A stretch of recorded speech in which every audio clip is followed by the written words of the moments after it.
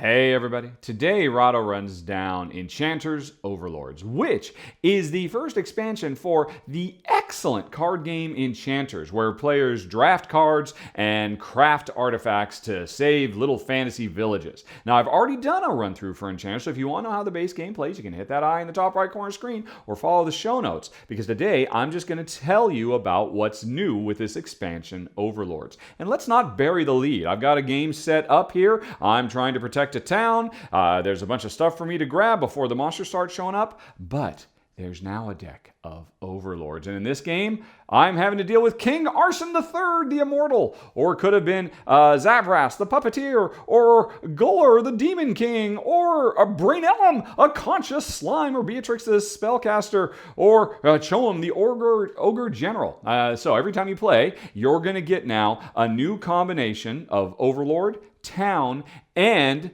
classes of cards that determine what opportunities become available to you. And the way the Overlords work is very interesting, because in the regular game, anytime you are not grabbing artifacts or enchantments to upgrade your Fist of Enchanting, to turn it, say, into a crossbow of invisibility, which later on might become a mask of invisibility and stay that way for a while as new things come out. But then eventually, oh, you know what? Hey, I'm gonna grab this and turn it into a mask of stench, and you're getting more and more powerful over the course of the game and dealing with monsters. But every once in a while, you need to rest to take advantage of whatever the town that you're protecting offers you. In the base game, resting just meant that whatever card was closest to the town in the queue just got discarded and everything slid over. Easy peasy, hunky-dory, no problem. But now, with Overlords around, whenever you rest, and that means a monster would get discarded, like, say, this new blue slime, that gives the Overlord the chance to attack. If it's a low-level monster, then the attack will only hurt you. If it's a dragon, a high-level monster, the attack will affect everybody. So, the timing involved with deciding when to venture out to fight or grab enchantments or item upgrades versus when to rest is a hugely tricky puzzle to solve, because sometimes you're desperate to rest so you can get those crystals you need to grab whatever item it is you want. But you know if you rest, that means the Minotaur will get discarded and you will get attacked. And that adds this whole extra layer of complexity to the game. And it's absolutely awesome. It really enriches the game and gives you a lot more to ponder over. But you know what? It's not just the new Overlords with a bunch of different special powers. Of course, there's a bunch of new towns like the Grave Hill Mounds, Ben Zamaranzan, or the Asylum Library, Hell's Gate, Slug Canal. I'm trying to protect the Slug Canal from the Ogre General.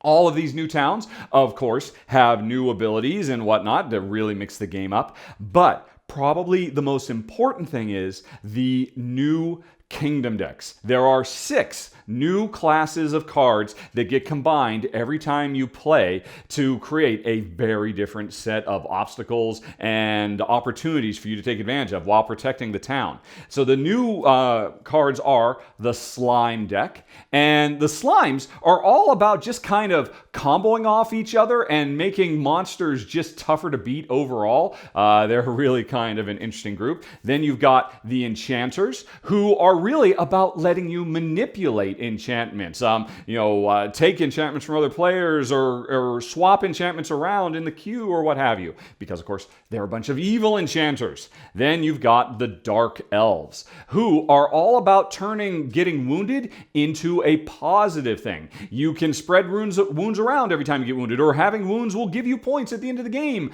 That kind of stuff. You don't mind a little bit of... you like taking damage if you are in good with the Dark Elves. Then we've got Demons.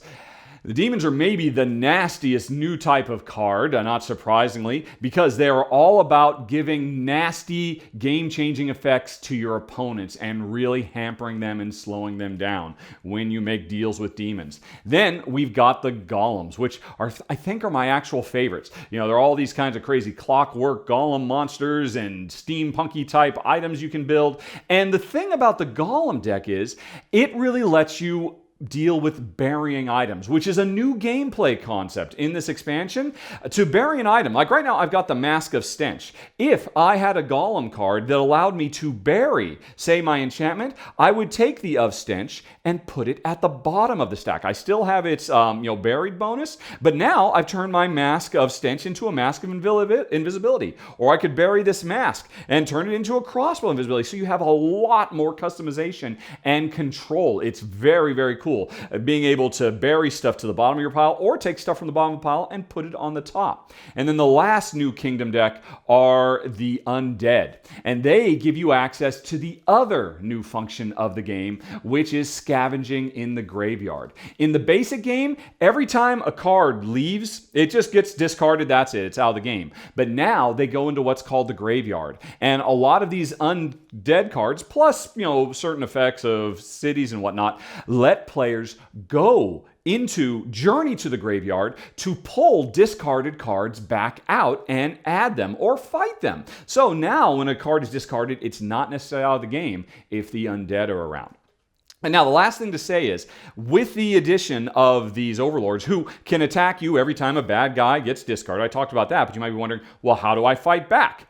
Basically, you now have another action. In the base game, you could either journey out to get items or fight monsters, or you could rest to use the effects of town and maybe some of your upgrades and whatnot. Now you have a third action, which is you can go fight the Overlord. And fighting the Overlords works the same way, they're just tougher. This guy's got 5 hit points, you gotta do 5 damage, but he'll hit you for 4 first. And whenever you do damage to them, you take a little trophy token to keep track of the fact that you have hurt them. And these trophy tokens, depending on what boss is in the game, have different functions as well. And there's a certain number, it's equal to the number of players. After all the trophies are taken, you don't get to grab any anymore, and the Overlord no longer bothers anybody. So, do you focus on leveling up, dealing with the problems that are facing the town, or rushing out and taking on the Overlord while he's still around? Because they won't last forever. Basically, this expansion adds a ton of cool new ideas to the game and so much replayability because all these kingdom cards, of course, mesh beautifully with the kingdom cards that came with the original game and give you so much replayability. It's off the charts.